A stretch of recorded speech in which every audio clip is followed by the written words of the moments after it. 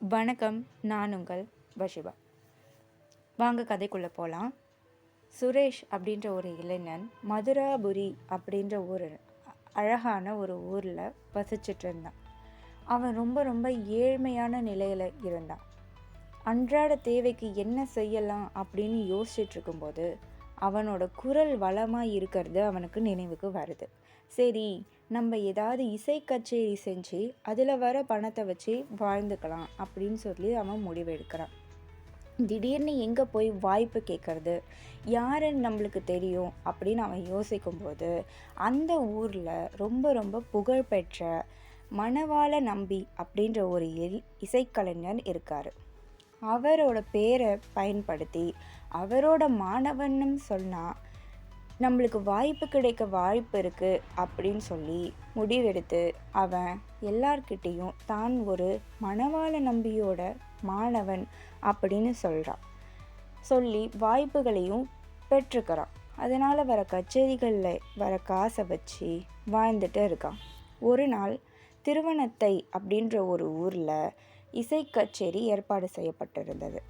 அங்கே வரக்கூடிய இசை அன்பர்கள் எல்லாம் மணவாள நம்பியையும் நீங்கள் உடன் கூட்டிகிட்டு வந்து இந்த நிகழ்ச்சியில் கலந்துக்க வைக்கணும் அப்படின்னு சுரேஷ்க்கு ரொம்ப அன்போட வேண்டுதல் விடுத்துட்டாங்க. அதை மறுக்க முடியாத சுரேஷ் என்ன செய்யறதுன்னு தெரியாமல் தவிச்சுக்கிட்டு இருந்தான். ஏன்னா மணவாள நம்பி அவன் ஒரு முறை கூட பார்த்தது கிடையாது. இப்போ என்ன சொல்லி நம்ம மணவாள நம்பி அந்த நிகழ்ச்சிக்கு கூட்டிகிட்டு வர்றதுன்னு சொல்லி அவனுக்கு ஒரே குழப்பமாக இருக்குது.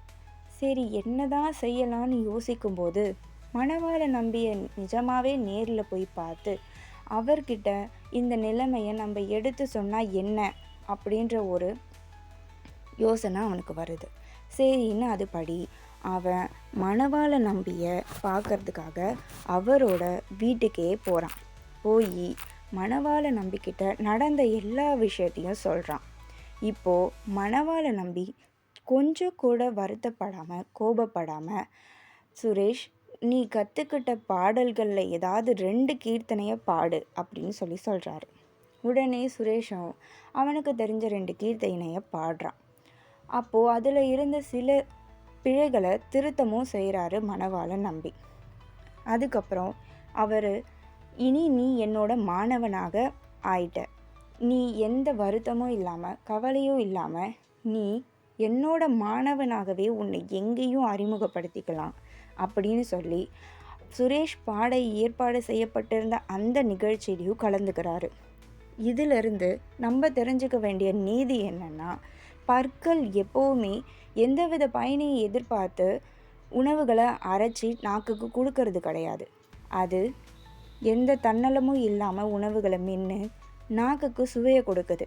அதுபோல் படித்தவங்க, அறிவுமிக்க புத்திசாலிகள் எப்போவும் தன்னலமற்று எந்தவித எதிர்பார்ப்பும் இல்லாமல் எல்லாருக்குமே உதவி செய்வாங்க. அதுபோல் நாமும் வாழ்க்கையில் எல்லோருக்கும் உதவி செஞ்சு அன்போடவும் அமைதியாகவும் நம்மளோட வாழ்க்கையை நிறைவோடு வாழணும். நன்றி.